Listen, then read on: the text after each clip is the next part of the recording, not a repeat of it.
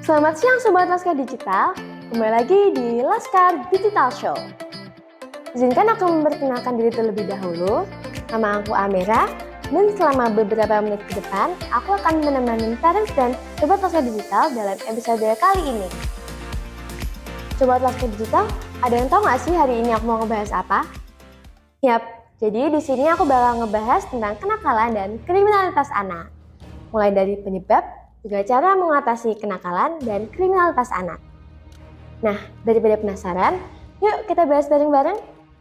Parents dan teman-teman tahu kan, belakangan ini banyak ya kasus kriminalitas anak di bawah umur.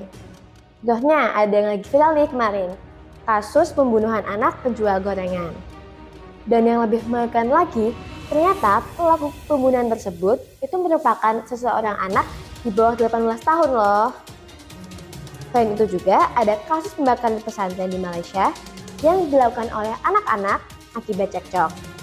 Pelaku pembakaran juga ternyata sudah menggunakan narkoba padahal umurnya masih 11 hingga 18 tahun. Dan yang meningkatkan lagi, ada juga pembunuhan yang dilakukan oleh anak umur 11 dan juga 14 tahun. Motifnya sih si pelaku ingin menjual organ tubuh si anak. Ngeri sih umur segitu udah bisa terhubung dengan perdagangan gelap. Contoh lainnya nih yang lagi viral dan juga dekat sama kita. Apalagi kalau bukan Klitih, sekumpulan anak remaja yang berkeliaran di malam hari untuk melukai orang-orang yang mereka temui di jalan tanpa alasan. Wah, meresahkan banget ya perilaku Klitih ini. Nah, parents dan Sobat Laskar Digital, tindakan-tindakan yang aku sebutin tadi itu merupakan contoh dari perilaku kriminalitas dan juga kejahatan anak. Nah, menurut jurnal unpak.ac.id, kenakalan dan kriminalitas anak sendiri ada tindakan kriminal yang melanggar norma-norma kehidupan yang dapat menimbulkan keresahan, kerugian baik secara material maupun spiritual, serta mengancam jiwa manusia. Perilaku tersebut berupa pencurian, perampasan barang dengan aksi kekerasan. Nah, dapat dilihat nih presentasi jenis tindakan kejahatan dan perilaku kriminal anak yang mendapatkan bantuan hukum dari BPH pada tahun 2020 hingga 2022.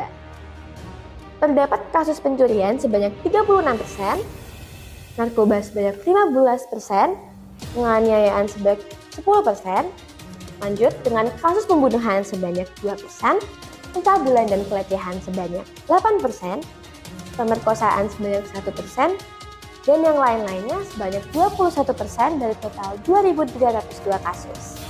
Kalau gitu, penyebab dari kriminalitas anak itu ada apa aja sih? Oke, jadi penyebab terjadinya kriminalitas anak sendiri adalah pola asuh anak yang salah dari keluarga. Beberapa faktor lingkungan juga berkontribusi untuk menciptakan kriminalitas anak.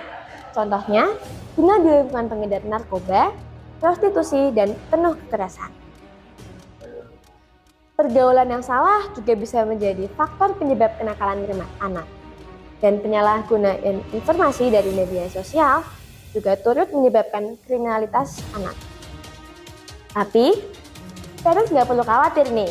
Berdasarkan kumparan.com, ada beberapa cara yang dapat parents lakukan untuk mencegah terjadinya kriminalitas anak. Di antaranya adalah tanamkan nilai-nilai baik sejak dini, beritahu konsekuensi dari hal yang anak lakukan, dan jaga komunikasi pada anak agar tetap terbuka, dan juga parents juga harus mendukung anak untuk mengikuti kegiatan positif dan memperhatikan pergaulan anak. Oh iya, sebagai anak, kita juga harus lebih menyaring pertemanan kita nih, Sobat Laskar Digital. Jadi, kita sendiri tentunya harus bisa mengontrol diri agar tidak terjerumus dalam kriminalitas anak. Paham? Termasuk juga aku sih tentunya. Jadi aku juga harus lebih bisa membentengi diri aku nih. Oh iya, semoga informasi yang aku sampaikan tadi bisa bermanfaat ya bagi Sobat Laskar Digital semuanya. Aku Amira, pamit undur diri. Selamat siang dan sampai jumpa lagi Sobat Laskar Digital.